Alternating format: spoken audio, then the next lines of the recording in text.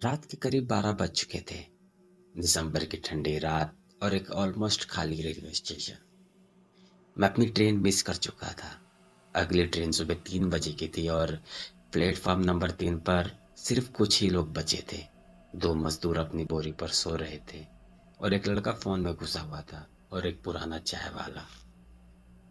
मैंने अपना फोन निकाला। मेरे फोन की बैटरी 80% चार्ज थी।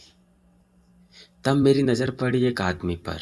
सफेद कुर्ता, मैला सा, पैर में चप्पल भी नहीं थी, सिर्फ मोजे पहने थे। उसके हाथ में एक रेलवे टिकट था जिसे वह बार बार देखकर मुस्कुरा रहा था। मैंने पूछा कि भैया कौन सी ट्रेन है। उसने धीरे से सर उठाया। आंखों के नीचे गहरे काले दाग और आवाज बिल्कुल थकी हुई। जो ट्रेन मुझे ले जाएगी वह सिर्फ एक बार ही आती है। पहले मुझे अजीब लगा, पर मैंने इग्नोर कर दिया। स्टेशन अब धीरे धीरे खाली हो गया।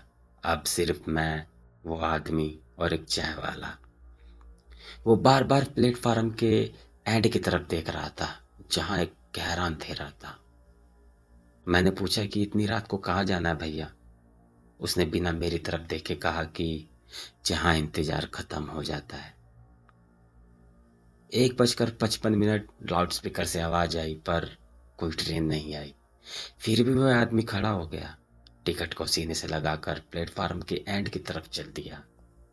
मैंने चिल्लाया, अरे भाई ट्रेन तो आई नहीं। वह रुका, पलट कर देखता है और कहता है कि मेरी ट्रेन का अनाउंसमेंट कभी पूरा नहीं होता।